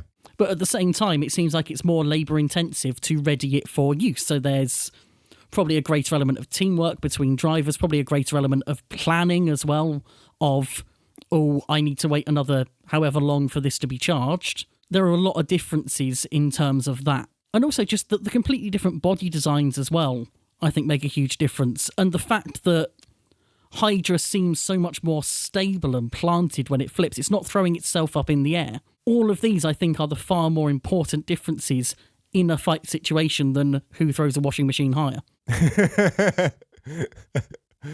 Yes, but which robot is more planted is much less exciting for television. I mean, I'd be excited. And I am the target audience. Are you? BattleBots is being made to maximise my enjoyment, and the masses will follow. I mean, I think if that's what they're aiming for, they're not doing the best job they could be. I was going to save this for later, but I'm not enjoying this season as much as I have done previously. I was the person asking for more behind the scenes. I thought I wanted this, and I'm now learning that I don't. It's funny because as I was watching this, for the first hour, I was thinking, I was really wrong about this behind the scenes stuff. I'm actually quite enjoying this. This is great.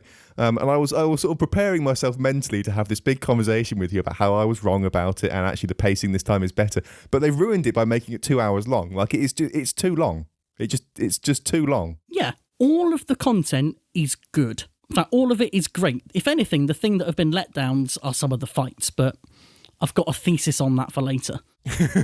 The issue for me isn't even with the runtime. 90 minutes as a thing to sit down and watch, for me, is about right. The issue is watching it as a broadcast, where you're sitting down for 2 hours, which translates to 90 minutes, which translates to about 20 minutes. Those ratios are not good. And what we're getting at the moment, again, you won't have had to go through this. We're getting every episode 1 or 2 occasions where we have a fight and then an ad break. Then we have a behind-the-scenes segment, which is good, and then we get intros from Farouk, and then an ad break before the fight. So we have a whole segment of BattleBots where no fighting happens. I will clarify for you quickly. Like, I don't see the adverts because I'm a magician and I just don't see adverts. But like, I do know where they are. Like, I still have the sort of like the BattleBots logo swooshing around where they should be. And it does break it up. I've noticed the same thing where it's like, we've just had an entire segment without a fight, and that doesn't feel quite right to me. And the thing is, you're having that experience of knowing where the adverts are. What you aren't having is the extra 8 minutes that those adverts actually represent. And unfortunately, with TV, adverts count as part of the pacing. A 6-minute segment in between fights, fine. 15 minutes of sitting by a screen between fights, more of a problem. And again, I understand why they're doing it. It's all good stuff. And I think that for a vast majority of the audience, it works.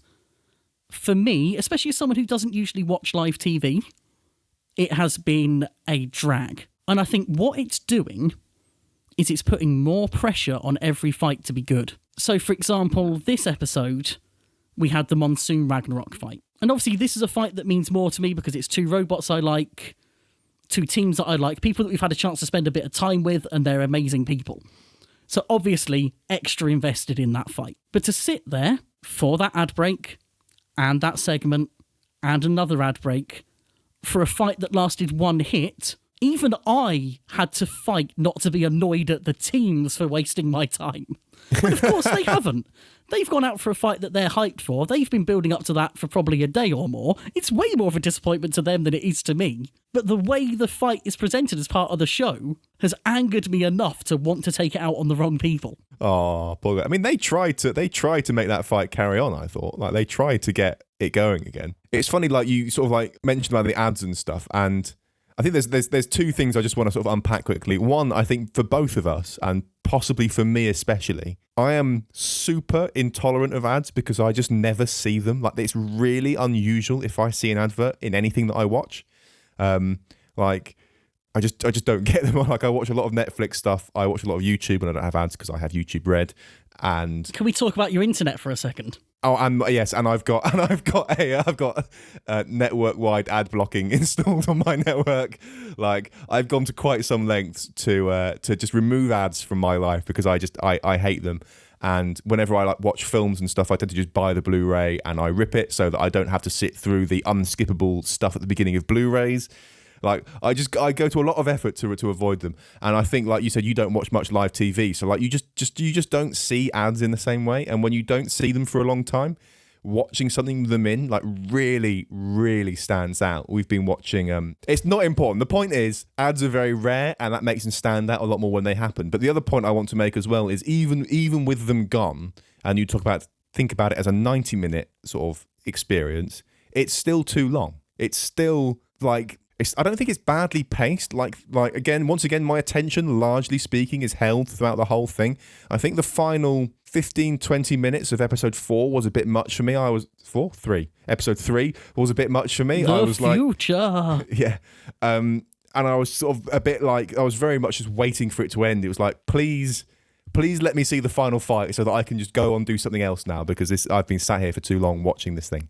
And yeah, so it's like, I do just think it's a bit too long, and I think that they've got those segments in the middle, and again, because I get the sort of intro-outro stings, I still sort of know where they are, and that still gives quite a big kind of sectioning to the show. And even if you don't have the 6 minutes or 8 minutes of adverts in that time, the fact that it's sectioned still makes it feel a bit sort of slow and a bit repetitive, and it's a bit too American TV for me now. Yeah, and the worry I have, as I say, is that because people might feel they are sitting through certain things, it's going to make them judge the actual content more harshly.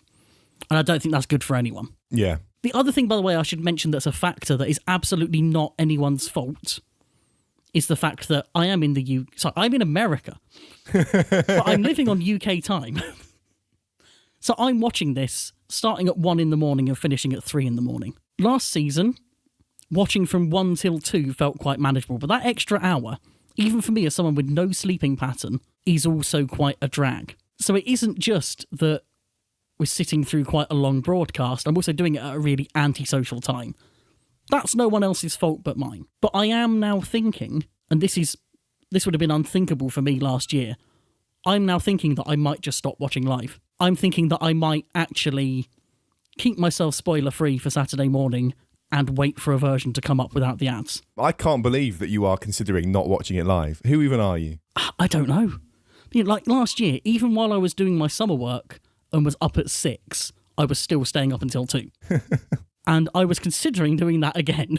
But at this point, it's like, why would I make my experience of the show actively worse and make myself stay up late to do it? You know, being able to sit there, talking to a few people and getting involved in the Reddit live thread at this point might not be worth it. This is a turning point in life, in everything, in the world stage. I don't really know how to react to it.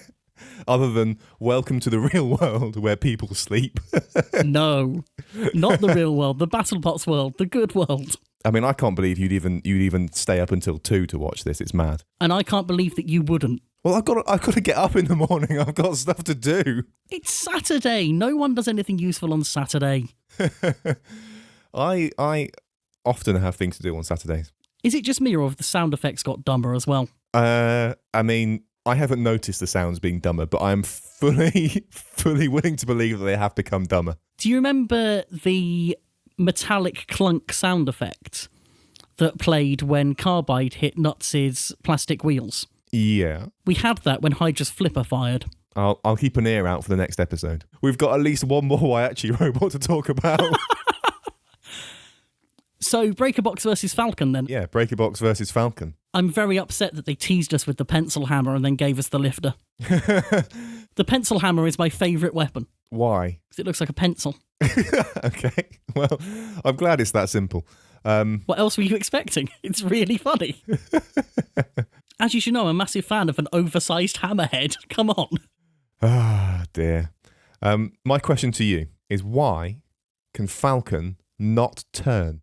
I can give you some assumptions. So we're used to seeing anything with vertical spinner struggle to turn because gyroscopic effects or conservation of angular momentum, whichever version of it is, means that when they try to rotate, they end up lifting on one side. That's the issue we always see with gyro. Mm-hmm. Falcon avoids that by having the two drums going in the opposite direction so that there is no overall lift to one side or the other. I'm still not entirely convinced about that. One of these days, I will sit down and I will draw some diagrams to make sure I understand all that properly. But yeah, I'll take that as given for now. But I want it on the record that I'm not entirely convinced. I'm basing that on people who I think are cleverer than me having said it, but they could be wrong as well.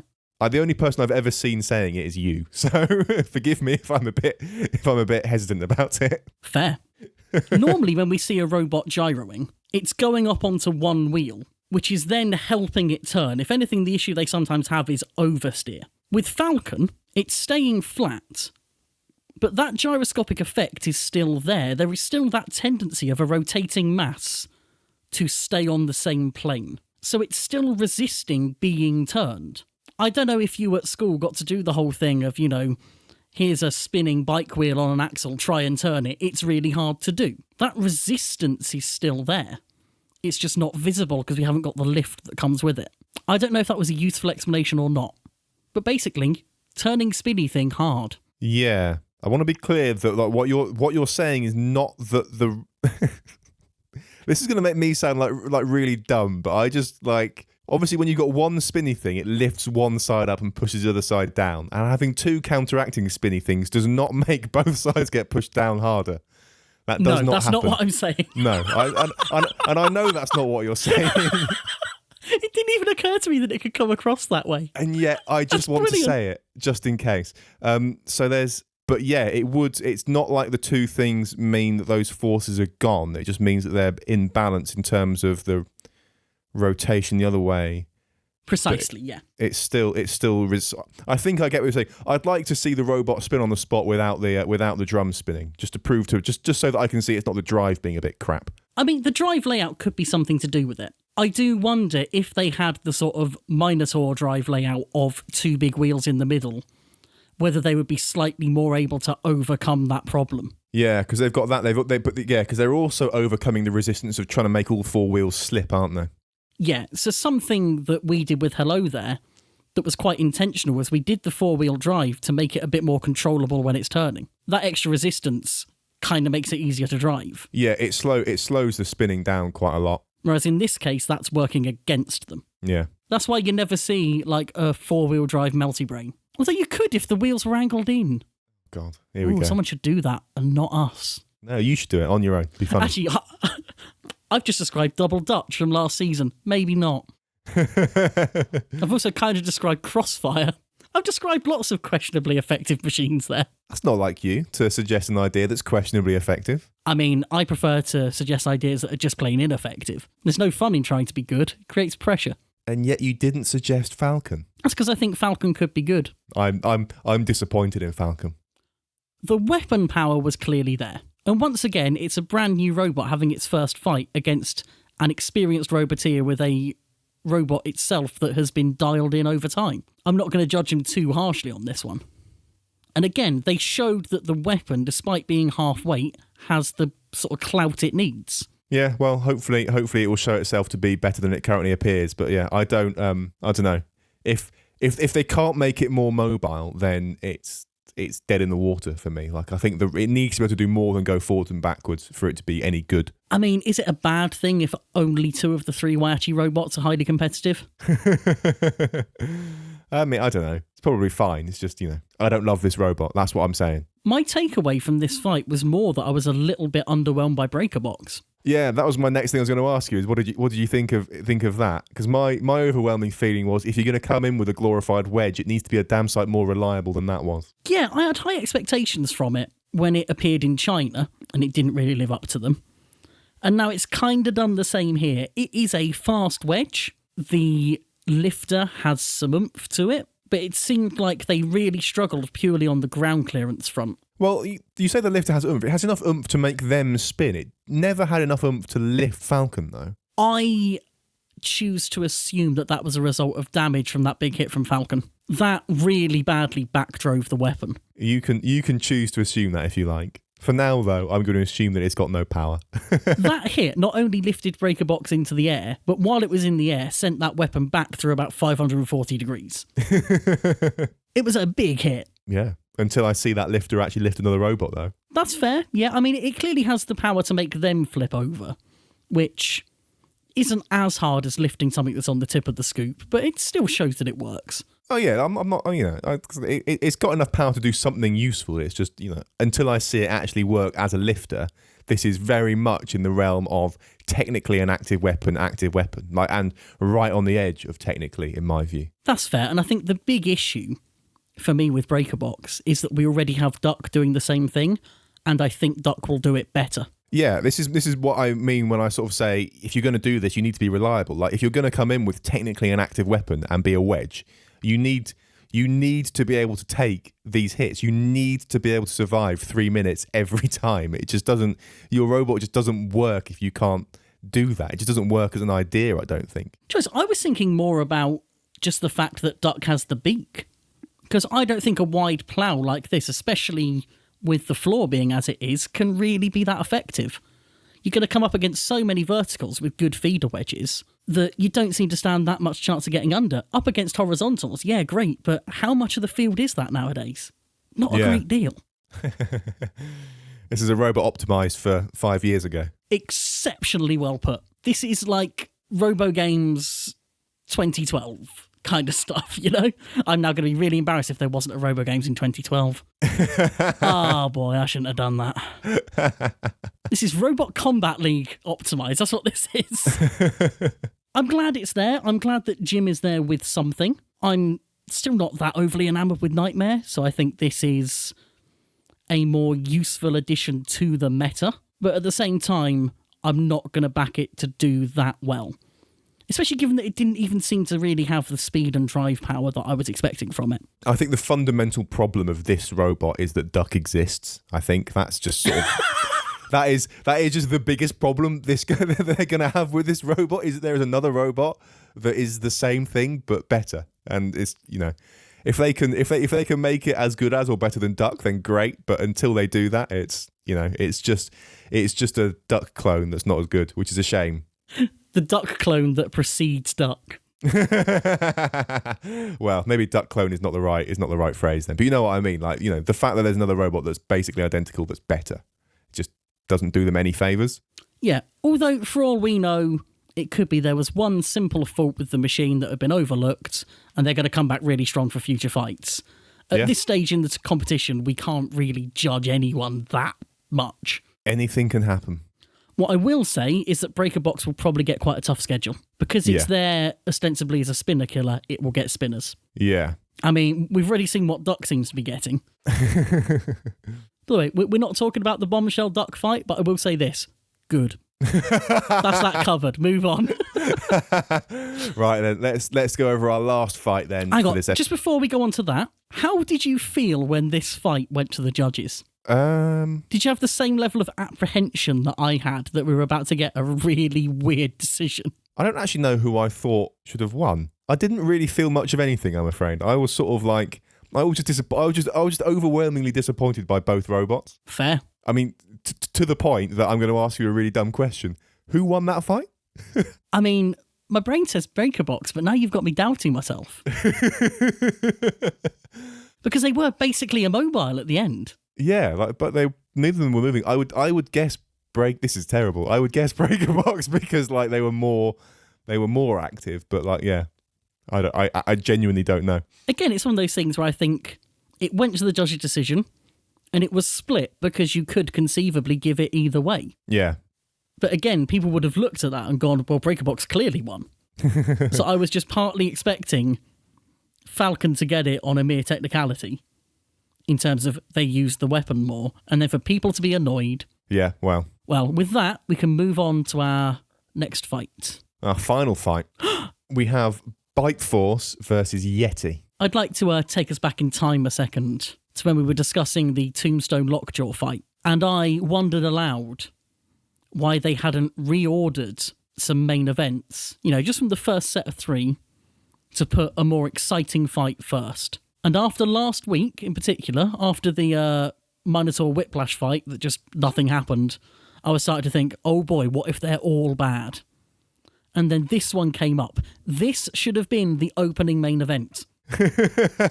I was really worried you were going to tell me you were disappointed with this fight. Think of the symmetry. Last season, we had the reigning champion going up against a top-tier robot that gave it a big test and it just came through. With this fight, we've got the reigning champion going up against sort of fringes of the top-tier robot. A robot that everyone looks at and goes, I would give them a chance against anyone, being tested and just coming through. It would have been like poetry. It would have rhymed.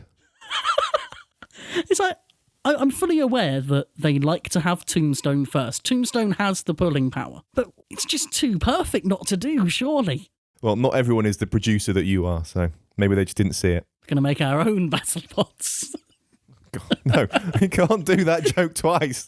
Hang on, if we say the quote again, can we just have the same episode title again? I mean, you can try. Don't act like you're not tempted. You're welcome to try it.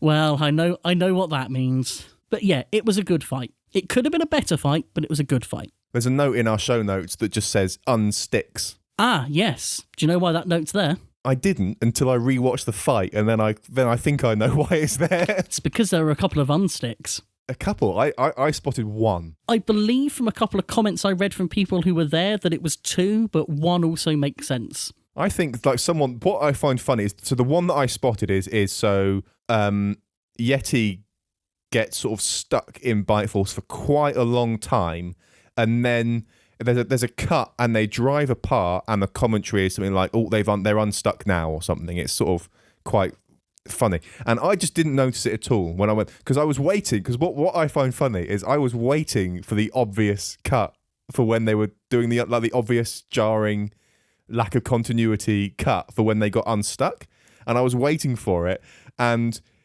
then that happened, and I completely missed it, and I thought, oh, they just became unstuck. Like, it completely sold me the first time I watched it.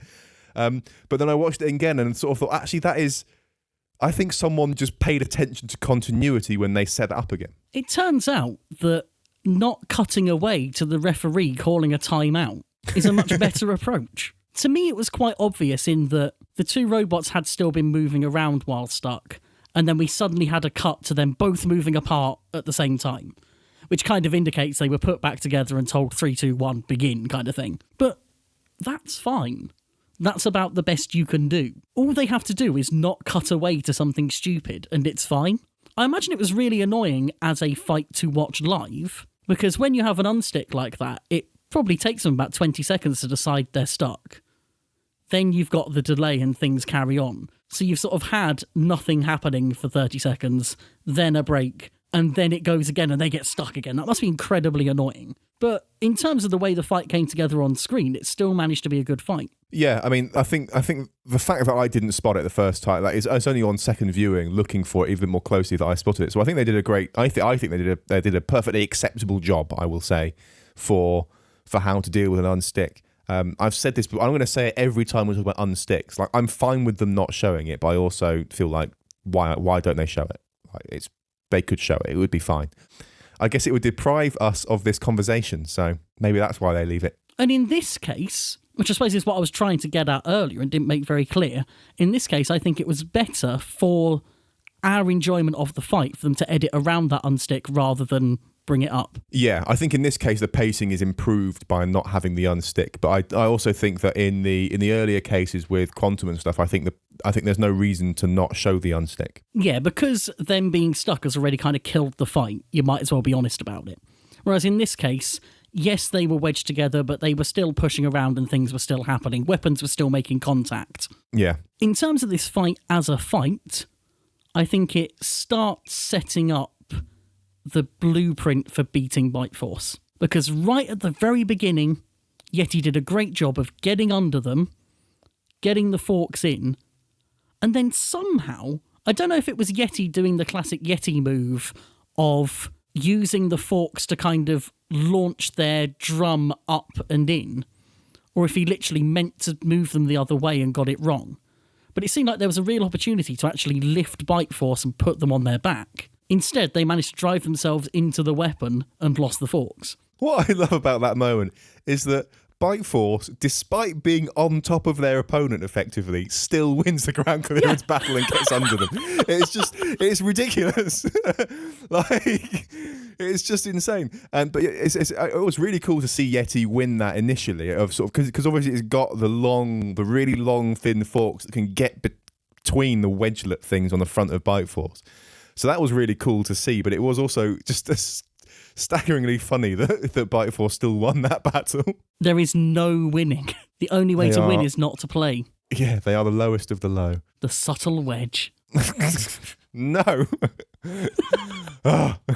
Next episode, I'm going to see how many previous episode titles I can weave in just to annoy you. I'm sure you can work all 52 of them in. I mean, I'd give it a go. It would be a whole extra sort of set of notes, though, is the problem. 52 pages of notes. Going back to that moment, I have another annoyance, editing-wise. I was obviously watching that moment very carefully so I could try and work out what happened. And that was very hard to do because for some reason, the camera decided to pan or move in such a way that there was a load of structure in between it and the robots. There have been a few really odd camera work decisions like that in this season. Another one was in the Science Channel bonus that for you basically doesn't exist between Kronos and Gigabyte, where the two robots come together. Kronos is kind of thrown into the wall, and it's the wall by the driver. So instead of showing us the robot clattering into the wall and bouncing off, they show us the driver slightly jumping. It was the most King of Bots bit of editing I've ever seen on BattleBots. Actually, it was worse. It was This Is Fighting Robots editing is what it was. They're all copying each other. Intertextuality. Postmodernism in robot combat. You can find the show notes for this episode at spinnerproof.com/episode/52. And there you can find links to all the stuff we've been talking about today. And you can also find a link to our Twitter at Spinnerproof, where you can tweet unto us your dumb sound effects.